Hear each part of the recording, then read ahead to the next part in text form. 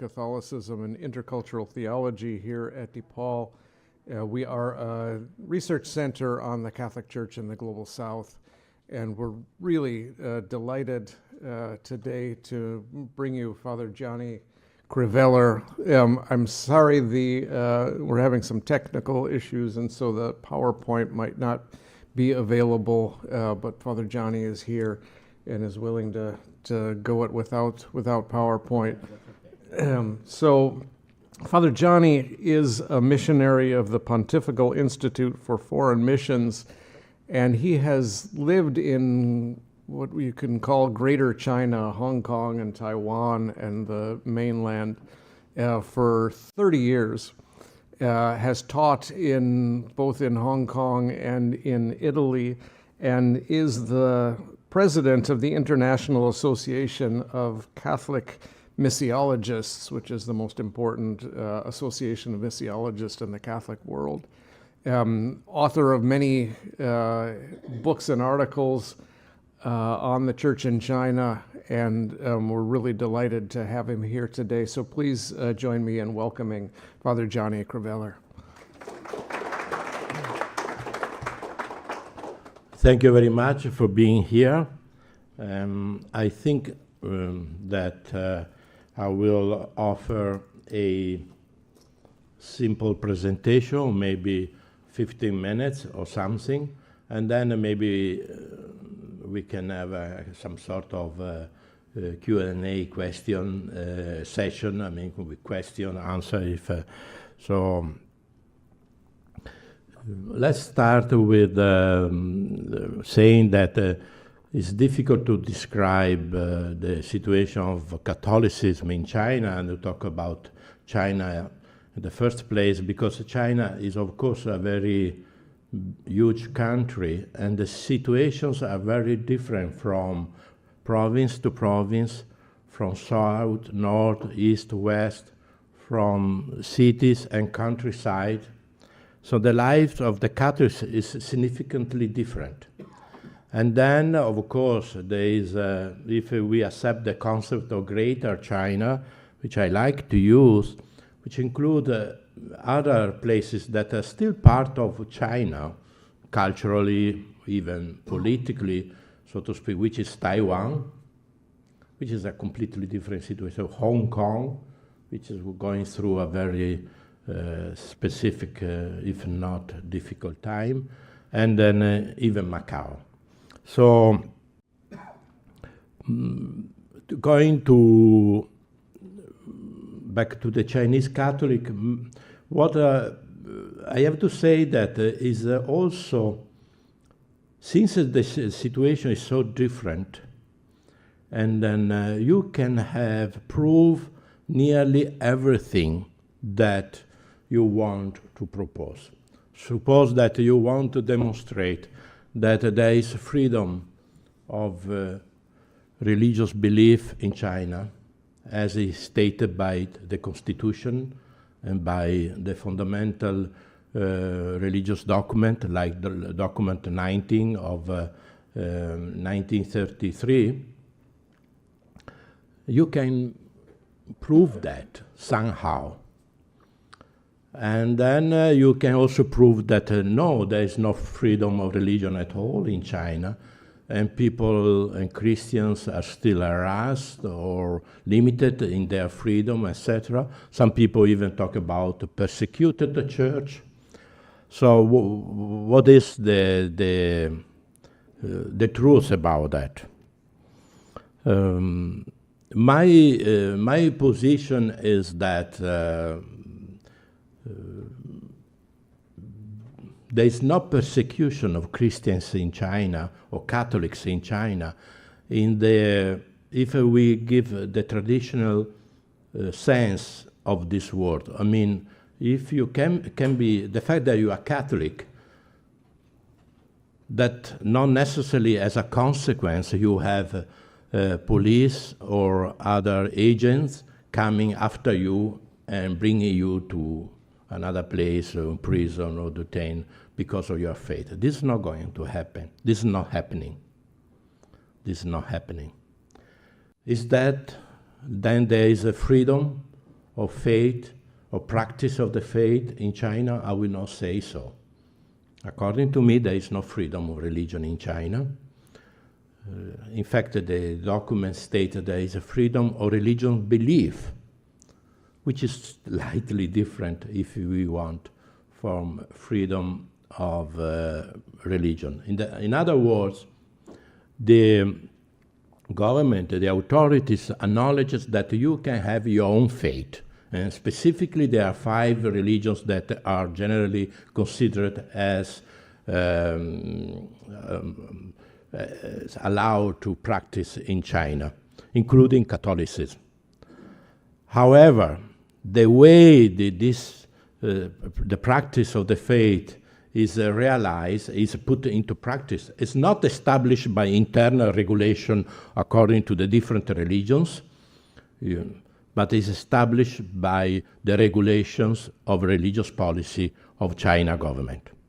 And as far as I understand, there is no country in the world that have as many as a religious regulation and so detailed and so frequent like China. Therefore, the state regulate the life, the practice of the life of the Christians, particularly through 2 agencies. One is the Religious Affairs Bureau, which actually is called now the State Administration for Religious Affairs, SARA, which is government. This is a government. They have their officials, and these officials somehow are present whenever there is a religious organization or parish or whatever. Some people from the government are there to put their office, etc.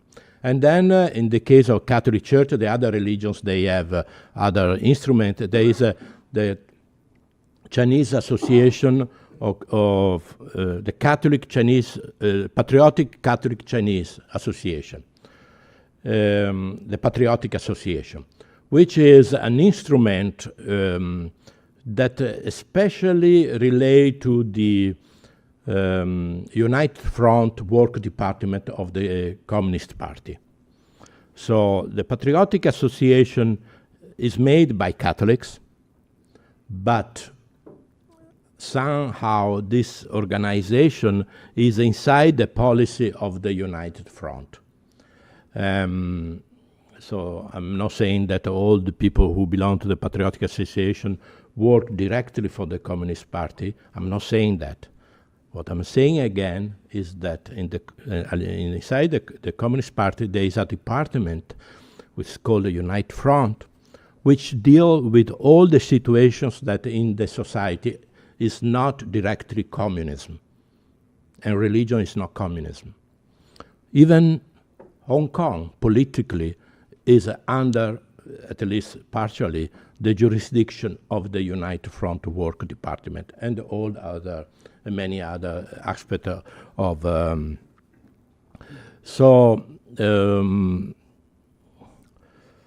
What can I say more?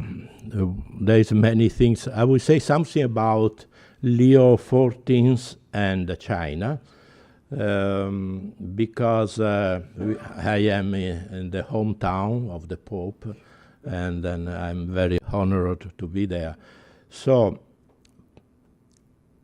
Pope Leo, as you might know, has been interviewed, and a book came out in Spanish language, but an interview in English was published with a journalist called Ellis Allen.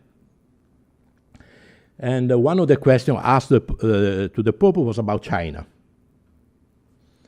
And by the way, as far as I understand, before the conclave that elected Leo, there was the so-called General Assembly of all the cardinals, even those who are more than 80 years old.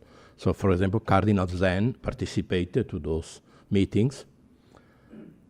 Apparently, as far as I know, I am not an insider, but the China issue came out strongly. So Leo must be attentive to China. Anyhow, he was asked do you know what you will do about China? His answer was no. I do not know. I still do not have a policy about China. Yet, he said, I'm not smarter than my predecessors, so I will continue on the way that they have established so far. But in the meantime, in the long term, I have not decided yet about that. Yet, I'm listening to people from different sides who bring different stories and different understanding of what's going on in China now. I'm not repeating the very same words of the Pope, but the meaning is this one. The meaning is this one, including people who have suffered because of their faith, and therefore must be acknowledged. As far as I know, indeed, Pope Leo have met people from different sides of the Chinese Church. So, what can I say? I will say that the Pope Leo, I mean, probably you're from his hometown, so you know him well. Most of us, we do not know him very well, and then he will come up apparently, you know, on many issues we still are waiting for to see what. But the fact that they said, I have not decided what I will do about China, and I'm listening to different people, it means that for him it's not something that is done. No. Yet he will continue. And in fact, we have seen the last few months that the agreement continues. So now I will say something about the agreement, about the Holy See and the Chinese authority in 2018, that it was renewed in 2020, in 2022, and in 2024 for 4 years. So this agreement will expire in 2028. My guess is that Pope Leo, before that date, will not change his policy about China, unless I'm mistaken. It's just guessing. It's not that I know. Because anyhow, there is an agreement. The agreement was very important. Of course, it was historical. What is the most important about the agreement, in my opinion, is that all Chinese bishops has been recognized by the Pope. So, all of them. There are about 100 Chinese bishops. Therefore, there is not patriotic church in China. There is no schismatic church in China. In China, the church, there is one church, and this is Catholic Church. It's Roman Catholic Church. This is, I think, a very important historical step forward. The secondly is that the Pope has been recognized with the nomination of the bishops. This is also very important. Before that, the Pope, the government did not recognize the right of Pope to appoint bishops in China. Now the Pope appoints bishop to China. However, must be said that the Pope appoints bishops, but the Pope do not choose the bishops. How do I know that? I don't know. I know that for sure. The agreement is, the wordings of the agreement is not public. The agreement is only about the selection of the bishops. It's not a diplomatic agreement, it's only about. So I believe that in China, a bishop is chosen through the system procedure. Traditionally, is called the democratic election of the bishop, and a name is presented to the Pope. The Pope can say yes or not. Basically, this is the way it goes. Most of the time, the Pope says yes, because it would be difficult to say no, but I was assured by one senior official in the Vatican that the Pope has said no in a couple of times. So this is also very important. because the Pope has the right to appoint bishops to China, even as I said, is a very important development. So now, what are the shortcomings of this agreement? The shortcomings, one is that it's not reciprocal. So it's not really an agreement with two people who felt they have the same power, the same power in this negotiation, the same negotiable power. China, in my opinion, had more power than the Holy See, because China did not recognize the underground bishops, and there are still about 25 bishops that are not recognized by the Holy See, by the government, which I feel is very unfair. It's very unfair. The Pope recognized all the bishops, even those who were excommunicated, and even a bishop that was dead, which is really something out of the world to record. Anyhow, the Holy See in its goodwill went that far, but the government did not recognize the underground bishop. So this is one thing. So it's not really symmetrical. Another weak point is that the bishops chosen in these 7 years are few, a dozen. Some of them were already chosen. And then we still have around 30 or even more dioceses in China that do not have a bishop. So I'm pretty sure that the Holy See went along with this agreement, wanted this agreement, so in order to have at least all the dioceses in China to have a bishop. So at least this one, at least we start from there. We have a bishop recognized by the Pope, and therefore able to work toward a normalization of the life of the Church. But in fact, there are still too many dioceses that I have now. So it's working very slowly. And then another shortcoming, in my opinion, is that another shortcomings of this agreement is that the Pope, when they nominate new bishops, occasionally happen a few times,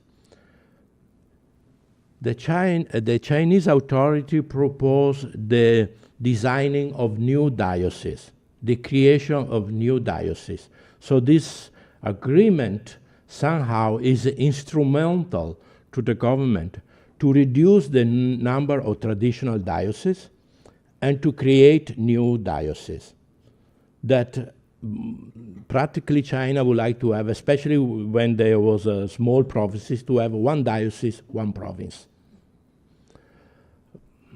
All this is not really according to the canon law, where the prerogatives of the Pope is to create dioceses, and also the fact that the name of bishop is presented to the Pope is not really according to the traditional, the canon law. Even the Council of Vatican II has asked the political powers not to interfere with the nomination of the bishops, nor even the choosing of the bishop. But anyhow, this is, of course, is a very much an exception for. And then I believe the Holy See have accepted this exception. I believe that this agreement was very much wanted by Pope Francis. It's not like he has done something, he did not know what he's doing. I don't think so. Pope Francis was very much into this China thing. He really wanted this agreement. He realized that this agreement was not working as they hoped for. In some interview, Pope Francis spoke a lot in many occasions. So he said a lot of things, and he was interviewed a lot of times. So anyhow, I didn't read everything he said under the sun, but I read what he said on China. So, one occasion, at least one or two occasions, He said that, yes, this agreement is slow to work, many people complain, but some people say that this is even a deceit, that that we are used by government, etc. He said, well, everything is possible. Yet the Pope wanted to continue on this line. I would like to mention 2 episodes that one is that, and then I stop and let you ask questions. One is that, is this, after the agreement, since the agreement is secret, it's about the selection of bishops, but it's secret. The officials in China went to the underground bishops and went to the underground priests. Underground doesn't mean they are below, they are not hiding. They know very well who they are and what they do. Anyhow, one of them passed away 2 weeks ago, Julius Jaeger Guo, which was really a champion of the underground church, and he spent a lot of time of his life under detention. He was back and forth, he was detained.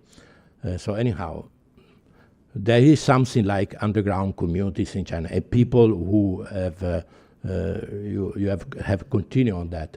So the officials go to these priests and bishops saying, well, please sign that you agree with the China religious policy and you come up on the open ground because this is what the Pope wants and this is what is written in the agreement. And in this document that they are supposed to sign includes one sentence who says that the Catholic Church in China is independent, is run independently. Which of course they say, we cannot sign this is against Catholic doctrine.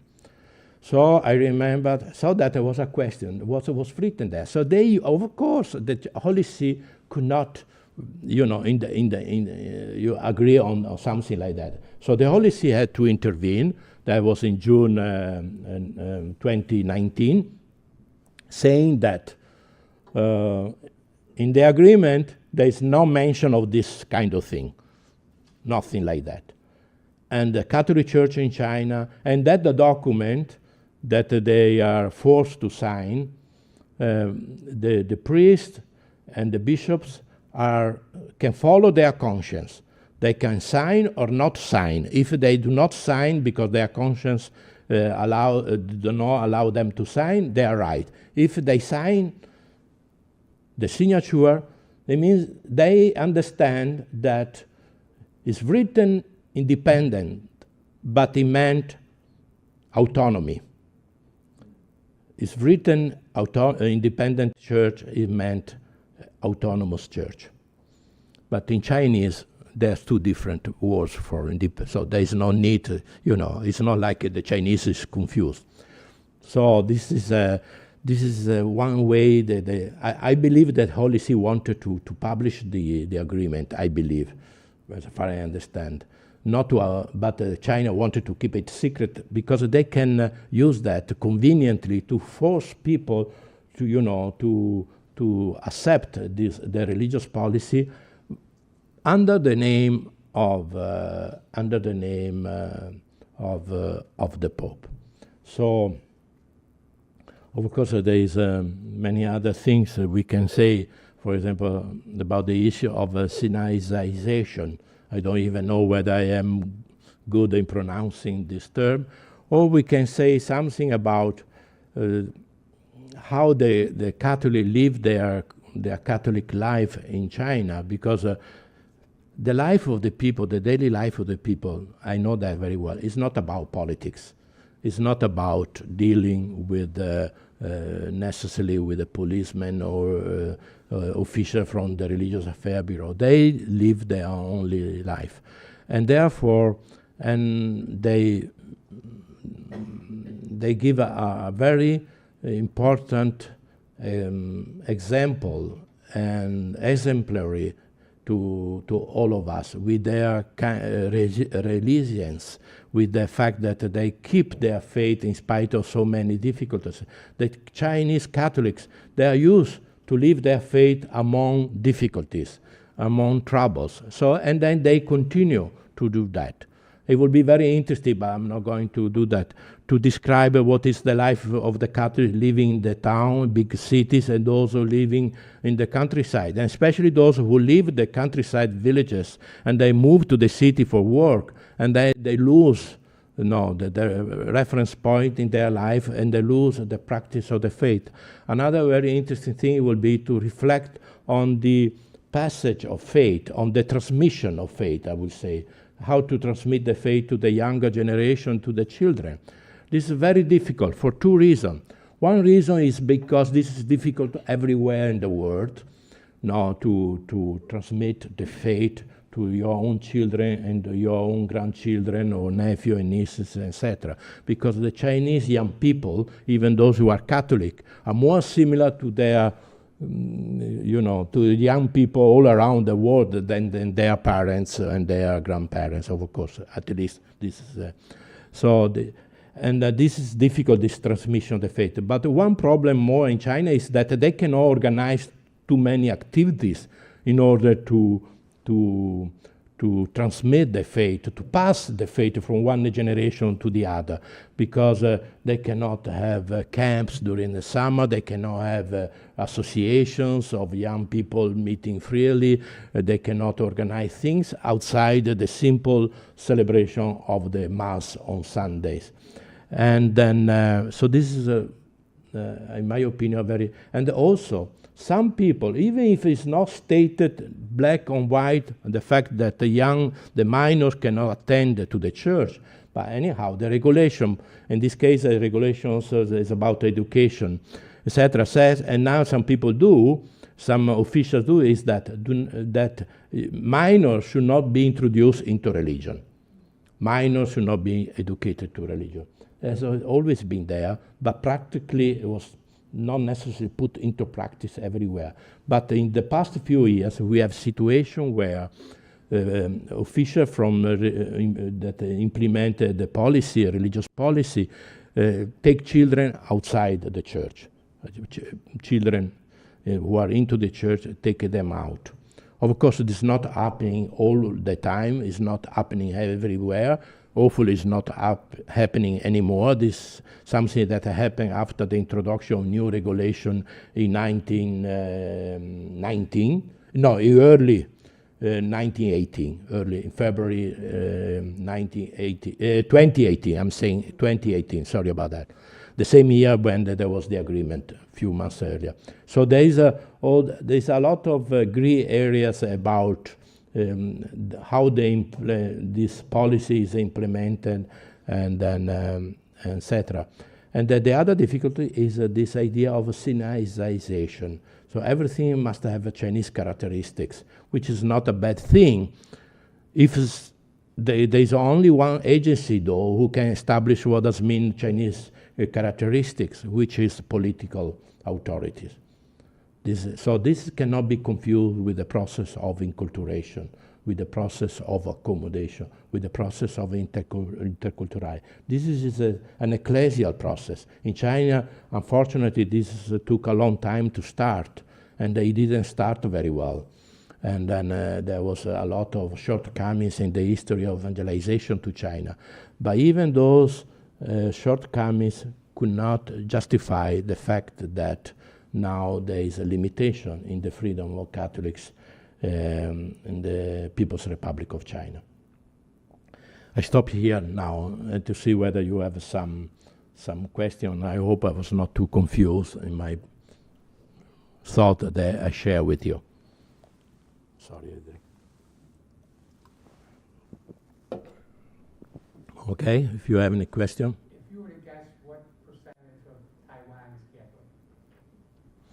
Say again, because I have a hearing problem. If you were to guess, what percentage of Taiwan is Catholic? What percent? Of Taiwan is Catholic, if you were to guess. The percent of Catholics in Taiwan? In Taiwan. Okay. Well, It's always good to give numbers, so to put things in perspective. So this is, I will come back to you. How many Catholics in China? We do not know exactly. I like the figure of 12 million. Probably is a little bit optimistic, but let's be optimistic. And 12 is a good number. That means less than 1% of the population, less. As I said, there are about 100 bishops in China. There are 4,000 priests in China. There are around 5,000 nuns in China. I say these figures because, I mean, in relative sense, are small numbers. But in absolute, as an absolute number, they are still meaningful. You know, many European countries are much smaller than 12 million, and still they are considered countries with a bishops' conference and many Catholics, etc.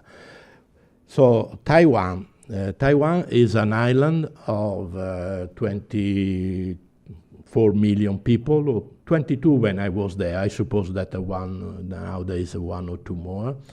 And the number of Catholics in China, if I'm not mistaken now, is about 300,000. In Taiwan, yes, I'm talking about Taiwan, which is the same number of Catholics that we have in Hong Kong. So the percentage in Hong Kong is like we have,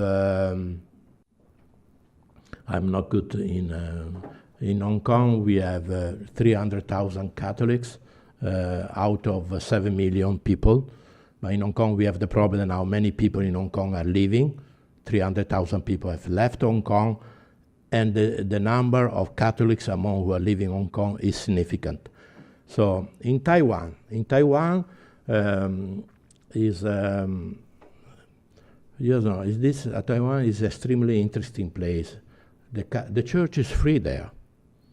It's not making really huge progress in terms of evangelization, because the progress was done in the 50s, in the 60s, in the 70s. But we have several dioceses. We have a good number of priests, sisters, many religious congregations are in Taiwan. The church can freely operate, and it was called by John Paul II to be a bridge church with China in the late 80s, in the 90s, and I think the church does this job. Another interesting thing about Taiwan is that if you go to Rome, in Via della Conciliazione, there is the Chinese embassy to the Holy See. So, which is generally called the Taiwanese embassy, but formally is the embassy of China. And the representative of, so there is an ambassador to the Holy See, a Chinese ambassador, he comes from Taiwan. The present one is a Catholic himself, is a Catholic. Yes?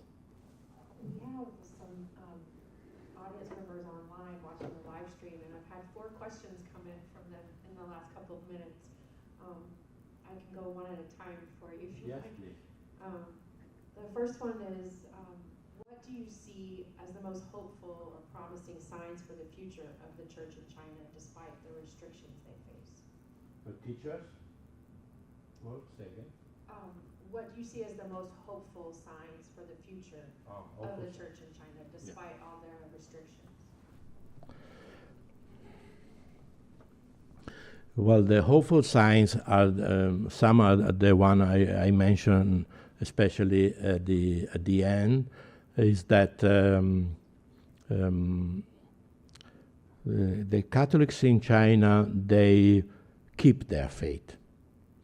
Even if now we are in a time where it's difficult to keep the faith, but not because of political reason in China, but because of this transformation, cultural, anthropological transformation all over the world.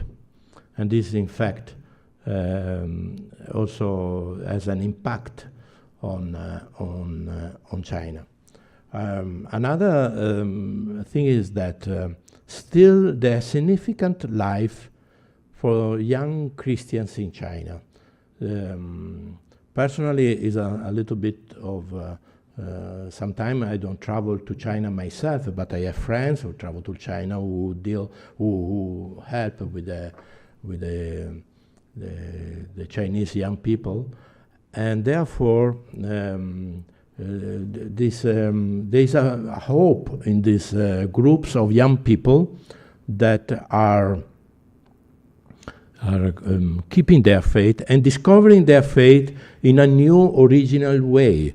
For example, establishing a personal relationship with Jesus, calling him Big Brother. Suge, Jesus as a Big Brother, which is a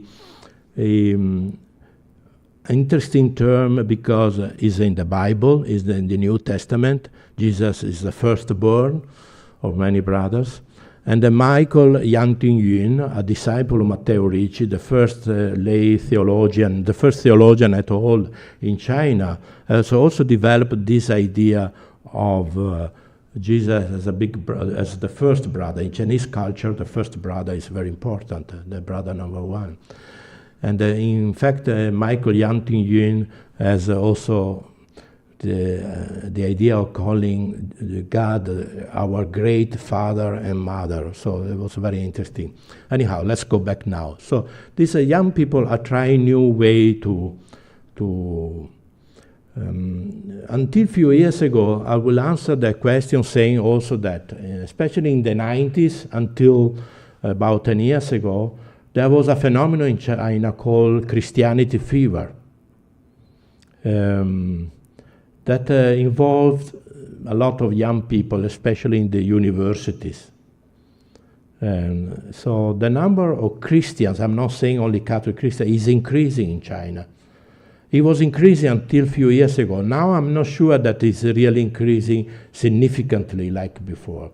So, but in the last 20, 30 years, we have a growth of Christianity in China as never before. When by Christianity we include also Lutherans, but also other evangelical groups, etc., that might or might not be considered Christians in the formal sense of the word, like like they baptize in the name of the Father, the Son, and the Holy Spirit. This not always is the case, but the phenomenon of interest in towards Christianity was very strong in the last 30 years, and I think is still significant and meaningful now, especially in some places. And also among in the university there was a number of scholars and that were studying Christianity and being very attached to that. They were called Wenhua Chitutu, the cultural Christians, and this is also a sign of hope. So, in spite of these now difficulties that I have expressed, in fact, there's still a significant future for Catholics in China. I'm not sure. I do not believe that all the country will become Catholic. I read 20 years ago a book called Jesus in Beijing that has anticipated the fact that China will become a Christian country and most of the people will turn to Christianity. I don't think this might be the case. But evangelically speaking, the important is not the number, but it's the quality of evangelical testimony, the quality of evangelical life. This is what is more important. And I think on this respect, the Chinese Catholics has given a lot to us. Yeah, the second question? We'd like to take one from the audience, okay, and then we can come back to online. Gianni, thank you for your presentation. I appreciate it. It's a difficult thing to put into a short period of time, such a complex situation. My question would be this: what do you think is the gift that the Chinese Catholics have to to provide for all of us who are Catholics today? Tom, is probably a little bit of what I just tried to say, that like, the history of evangelization in China has always been going ups and down, but it's very ancient. Christianity arrived in China in 635 during the Tang Dynasty through the Silk Road, and with the missionaries coming from the Eastern Church, from Seleucia, Ctesiphonte, that was a capital. So Christianity and China are not extraneous. There is even the possibility that in evangelical time, Thomas, who is a disciple, after going to India, came to southern China. That cannot be proved, but the communication were there. Theoretically, it's not impossible. Some people it was, and then we have many other movement of evangelization in China. But when there was the political troubles that we have after the communists took over, the Catholics had to face many difficulties, and they were even considered that people who became Catholics out of interest, material interest. They were helped by the missionaries, they were rice Christians, etc. So the present Chinese Catholics, they have proven that they have kept the faith when to be Christians, to be Catholic, did not bring any material advantage, not even political, or let's say, or so. There is something genuine on their faith. There is something deep in their faith, and then I have a lot of respect for that. So another thing that they show us one thing: to live a Christian life according to the gospel, without difficulties, without some opposition or some, is not really the normal way to live the gospel. We should not look for persecution. We should not look for trouble. We should not antagonize anyone. But we should also be true to our faith and to the teaching of Jesus. And therefore, we should get used to live in a situation of difficulty and to adapt to that when it's possible to adapt, to stay strong when it's necessary to stay strong, and to keep the faith, to keep the hope. So I think this is one good lesson, that this religions, this capacity to stay strong, to keep the faith inside yourself and not to give up. The fact that, as I said, that for me is an important, the success of Catholic faith is not on the number, is not on external success. Of course, numbers are good, etc., but is on the quality of evangelical testimony for life. And many Chinese Catholics, they have done that. Thank you. Thank you. Father, from our online audience, someone writes in and asks, since there are still underground bishops not recognized by the government of China, how do they relate to the official constituency recognized by China? Do they worship together? Well, the short answer is no.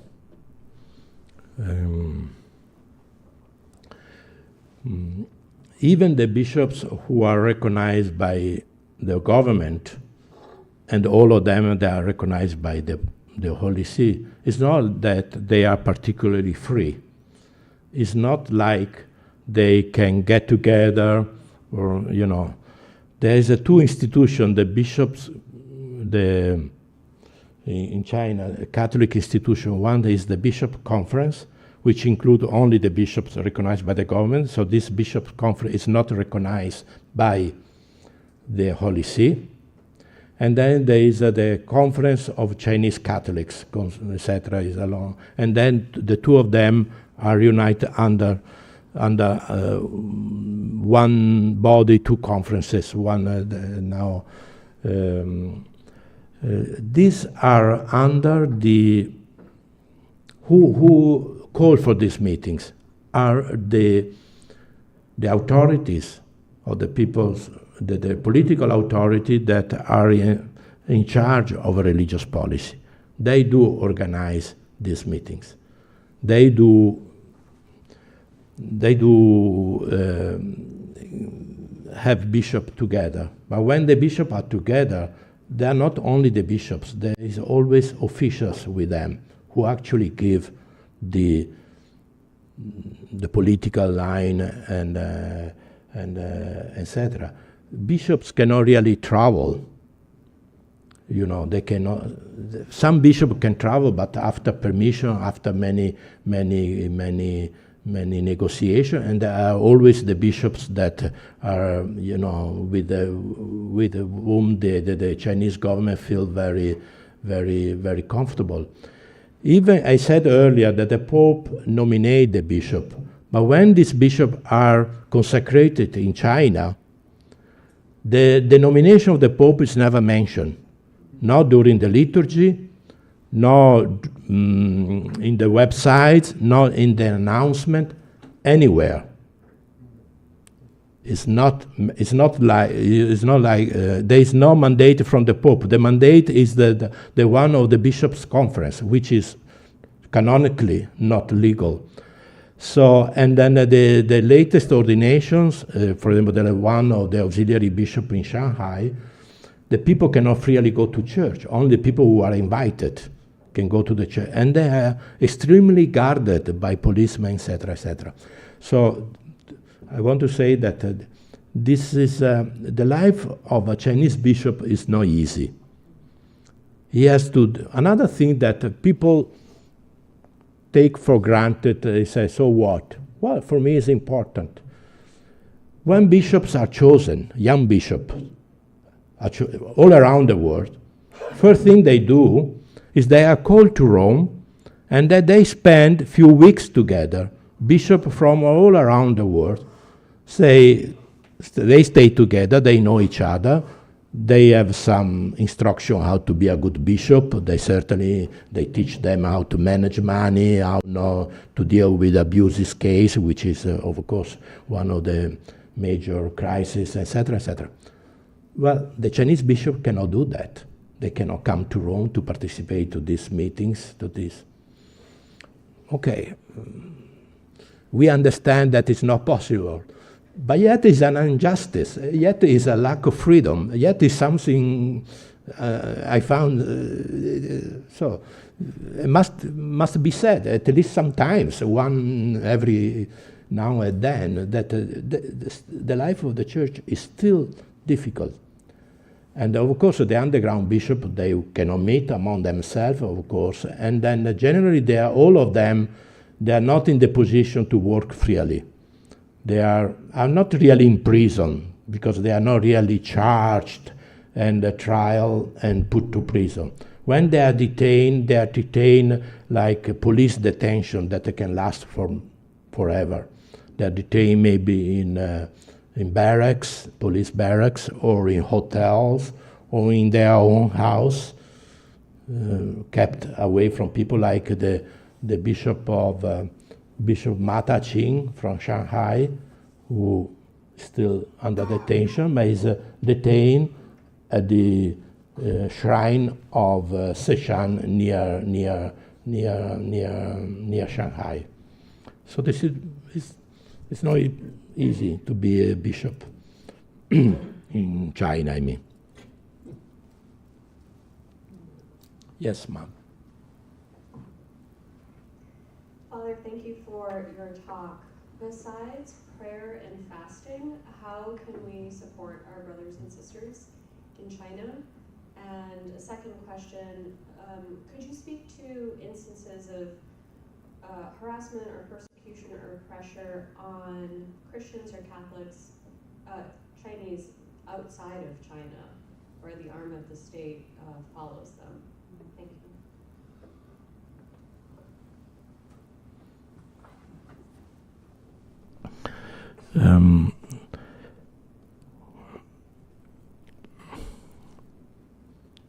Of course, the thing that you mentioned, like prayer and offering, is important because we are part of the same community of saints, and then that all those who are baptized anyhow belong to the holy people of God. And how to how to help? Well, it's not like it's easy to solve the problem, but be knowledgeable, to read the news, to be informed. I think it's important. I'm the director of a news agency called AsiaNews, which is in 4 languages: Italian, English, Spanish, and Chinese. We follow, of course, we respect the fundamental line of the Holy See in all matters.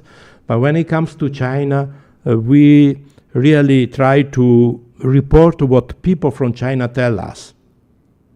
And then they ask us to say, we cannot speak very clearly, very freely. You do for us. So keep reading this is also possible.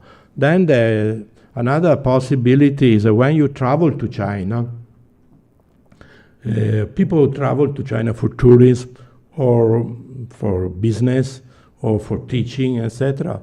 They don't have to evangelize in the sense that they're going out on the street and they preach about the gospel like they do in South Korea. You see all the time. But still, you can go to church, go to mass, and then give the sense that the Chinese Catholics are part of a universal community. You can share your faith when this is possible with the people. And so there is a many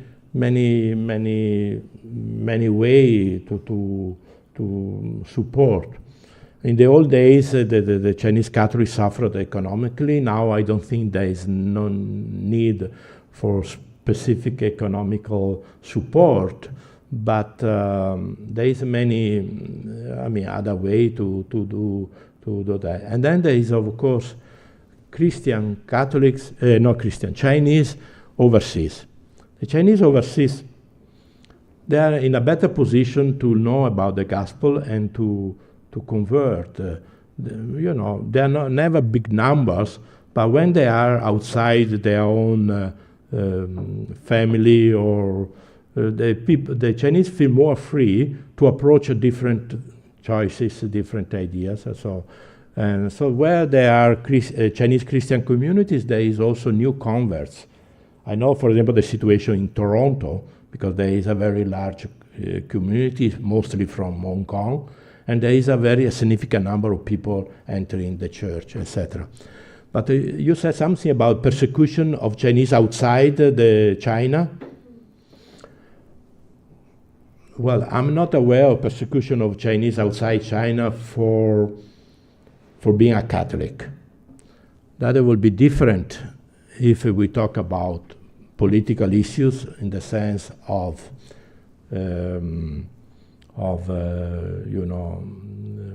being dissidents or writings critical against communists, or people from Hong Kong who participate in the democratic movement, or people who support the Buddhists in Tibet or the Dalai Lama, or people who speaks about the situation of the Uyghurs in Xinjiang. For all these situations, certainly these are very sensitive situations, and I believe that Chinese outside China who are involved into these issues might be monitored. I don't want to go in more details, also because it's not really a field where I am, because I follow with the Catholic situation, but definitely there is something like that.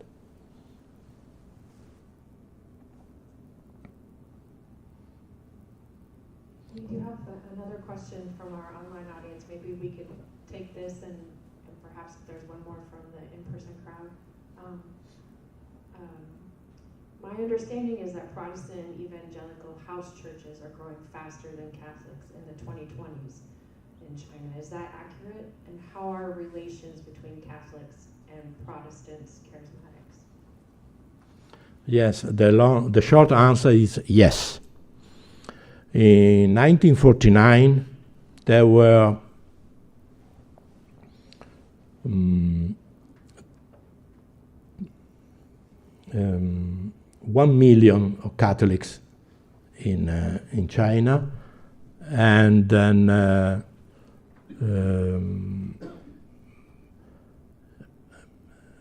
and much less Protestants. And of course, the population was, I think, it was 300 millions, if I'm not mistaken. Anyhow, what we have seen is that starting from, let's say, post-Tiananmen, so starting from 1989, but even earlier, but more, we have a huge phenomenon of, as I said earlier, Christianity fever, of expansion of Christianity in China, to the point that according to some statistics, for example, the Pew, P-E-W statistics, we can have up to 70 millions of Christians in China, including the Catholics, So the growth, and these are mostly, we call Protestants, but I call them Protestant with the hesitation, because they are not Protestant in the sense of all of them, of the traditional Protestant church, like Lutheran, Baptist, Methodist, etc., with the specific. These are either house churches, as you mentioned, or just charismatic, evangelical, Pentecostalist, is a word that I've never been to pronounce correctly. Pentecost, the groups who have this. These groups that stress very much on the idea of Jesus is your savior. The message is very simple, very emotional in connecting with people. For example, the Catholics grow very slowly in China. If you want to become a Catholic in China, also in Hong Kong, also in Milan, you have to have nearly 2 years of catechumenate. 2 years. 2 years is a long time. 2 years is a good, you need that in order to learn what does it mean to become Catholic, and your choice become, but still is a long time. If you're not really strongly motivated, you get lost in the process. But these groups that made up the 70 million, so to speak, they become Christian overnight. They are this big celebration. Now I think they are not that big anymore, I don't think. And with a speaker who is very, emotionally very convincing. And then they tell you, and the end they ask you to raise up and ask you, now do you want to receive Jesus as your Savior? I'm saying that with a lot of respect to everything. And if you say yes, and most people in that moment feel like saying yes is the right answer, in fact it's the right answer, we are Christian ourselves, we say yes to Jesus, and then you become Christian. So then whether this, this choice will continue with the rest of the life, it's possible, not possible. But I remember that I spoke about this to Bishop of Xi'an,